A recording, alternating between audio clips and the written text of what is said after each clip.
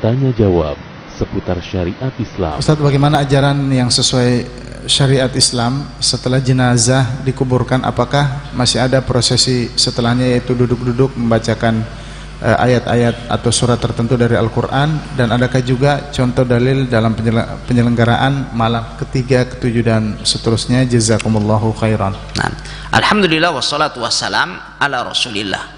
Tidak ada petunjuk yang lebih lengkap daripada petunjuk Nabi kita Muhammad alaihi salatu wassalam, dan dia adalah sebaik-baik petunjuk sebagaimana dalam sabda beliau, fa inna asdaqal hadithi kalamullah wa khairul hadi hadi Muhammadin sallallahu alaihi wasallam. Sebaik-baik petunjuk adalah petunjuk Nabi. Artinya tidak ada petunjuk yang lebih baik daripada petunjuk Nabi, dan itu meliputi petunjuk beliau dalam menata kehidupan kita atau juga petunjuk beliau di dalam mengurus orang yang sudah meninggal. Oleh sebab itu tidak ada satu ajaran agama apapun yang begitu rinci menjelaskan tentang bagaimana kita mengurusi jenazah selain daripada Islam. Maka Rasulullah SAW menyebutkan tentang hak orang-orang yang telah meninggal dunia. Yang pertama adalah kita mandikan, kita kafani, kita sholatkan, dan kita kuburkan. Ya, ini adalah yang wajib untuk kita lakukan terhadap saudara kita yang sudah meninggal. Ya, kita mandikan, kita kafani, kemudian kita sholatkan, kita kuburkan, kita doakan. Nanti itu adalah sunnah, ya kan? Doakan setelah itu adalah sunnah. Tetapi ini adalah yang fardu kifayah. Nah, sekarang mari kita lihat, di saat Rasulullah SAW beliau masih hidup, Rasulullah telah ditinggalkan oleh istri beliau, oleh Khadijah, ditinggalkan oleh seluruh anak-anak beliau, putra dan putri beliau, kecuali oleh Fatimah. Beliau alaihi salatu wassalam juga ditinggalkan oleh pamannya yang tercinta, Hamzah. Ya, demikian juga para sahabat radhiyallahu taala anhum, banyak yang telah meninggal pada masa Nabi alaihi salatu wasallam, dan para sahabat yang mulia pun telah ditinggalkan oleh karib kerabat mereka, dan ratusan bahkan ribuan juga para sahabat yang telah meninggal pada zaman Nabi alaihi salatu wasallam, dan disaksikan prosesi pengurusan jenazah mereka oleh Nabi alaihi salatu wasallam. Yang perlu kita tanyakan kepada mereka, adakah Rasulullah SAW gelar tikar di atas kuburan lantas membaca Yasin? Adakah Rasulullah SAW ya setelah menguburkan jenazah para sahabatnya atau keluarganya lantas kemudian mentalkini mayit dengan membocorkan kunci jawaban dari pertanyaan para malaikat?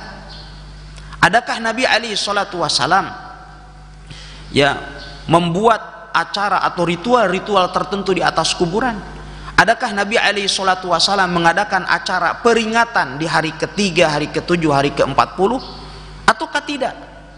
Maka mereka yang melakukan hal itu ya saat ini dituntut untuk mendatangkan dalil, karena hukum asal ibadah itu haram untuk dilakukan kecuali jikalau ada dalilnya, jikalau ada contohnya dari Nabi alaihi salatu wasallam, baik itu berupa perkataan, perbuatan, atau ketetapan dari Nabi alaihi salatu wasallam.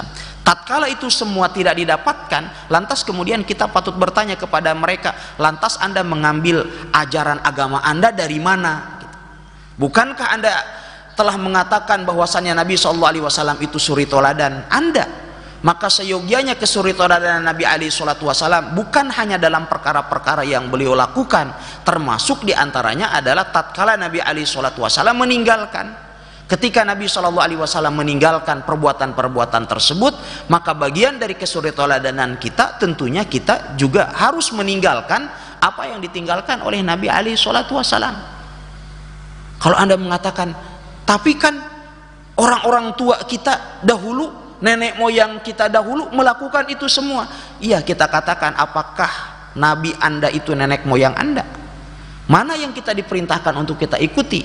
Bukankah Allah Subhanahu wa taala berfirman, laqad kana lakum fi rasulillahi uswatun hasanah. Sungguh telah ada pada diri Rasulullah SAW itu suri teladan yang baik bagi kita sekalian. Maka yang melakukan hal itu merekalah yang tertuntut untuk mendatangkan dalil. Adapun mereka yang tidak melakukannya, mereka maka walillahil hamd telah punya dalil dari perbuatan Rasulullah yang tidak melakukan hal itu, ya.